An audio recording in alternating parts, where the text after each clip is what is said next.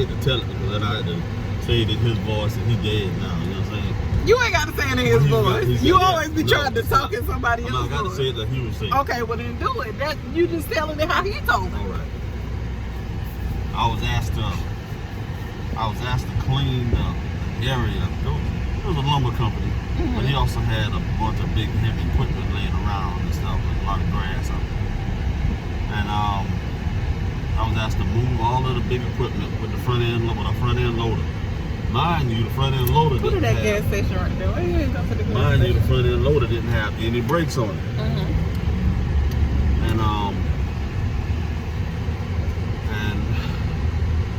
I got probably about, there was a, you know how when you got like the ground wire from the pole, the light pole, runs down to the dirt, but it's still attached to the pole. That's how, maybe about 2.5, 3 yards. And I was going to get down after that with take the shovel, a flat shovel, and just like get the grass and pile it, and then take the front end load and scoop it. And he was standing there watching me. Calvin, get closer.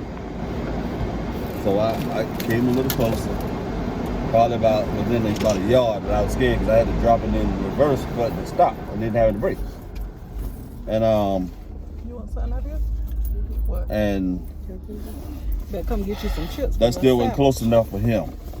I figured, you know, about pretty maybe not even quite a yard. You know, that was good, and I tried to explain that I didn't want to hit the wire.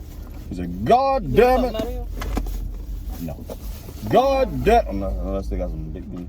Okay. God damn it, Calvin, get closer. When he said that, I went all the way up to the wire to drop the bucket, and when I dropped it, the machine didn't stop. It kept going forward, so it like pushed the rod out of the ground that the guard wire was attached to, and everything came down to the ground. Everything came down to the ground right around me. It was like I was in the middle of an earthquake. This, and I mean, mind you, this machine is big, man. This is like big, but the ground around it was shaking. I guess I said ground around it, but maybe it could have been just the tower itself, because portions of it fell across the top of the machine, and you know, when I looked up and I saw it coming, started to the wire, when the wire popped, pew, and it started to come down. I looked, and when I looked towards him, he was running back, going across the field. He had dust behind him running. So I started to run, but then I wouldn't have made it. You know, I knew it was coming down right on top of me. So I got back under the tractor because everything was steel and it fell all around me, and I cut it off. I cut the machine off, got down, and walked back to the building.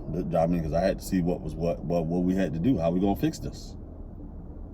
And we got to do something. Got to fix it. He's like, "Calvin," he said, "Look, I can't look at you right now. I can't look at you right now. All I need you to do," he had his back turned, "all I need you to do is just go home, go to the house. Just go to the house. I don't need to talk to you right now because I really don't know what to say." So I was like, okay. I went home. He didn't tell me I was fired or anything at that point. I went home. And first thing the next morning, I went to work, clock in like I normally do. Well, I went to work to clock in like I normally did. And he could see me through the glass, you know, going to the time clock. So he called me, "Calvin," before I could even punch in. He said, "Come here."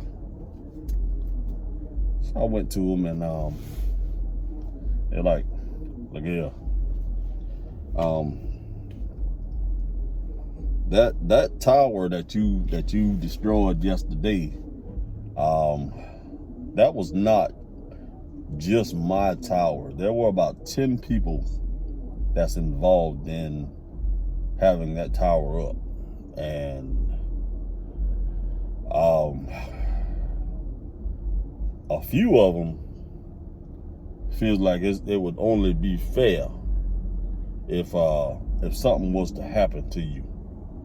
you know, something real bad. So, you know, at that time I was about 245, 250 pounds, but I was pure muscle.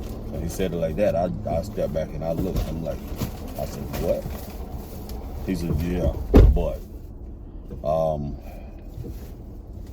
I've known your daddy for about 30 years, so me and him, we're real good friends, and so this is what I'm gonna do for you. You're fired. You go home and don't come back here no more. I said, all right. That's what I did, and that was that. But technically, that tower coming down, and I mean, I never spoke to him again after that, but the tower coming down, that was 100. If his kids are watching, sorry guys, for imitating your daddy, but if his kids are watching, that tower coming down was 100% on your dad, not me. So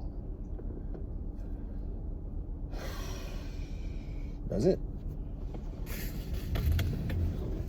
I can't reach that thing to cut it off, yeah. That seatbelt was, boy, that seatbelt holding me back, son. That seatbelt.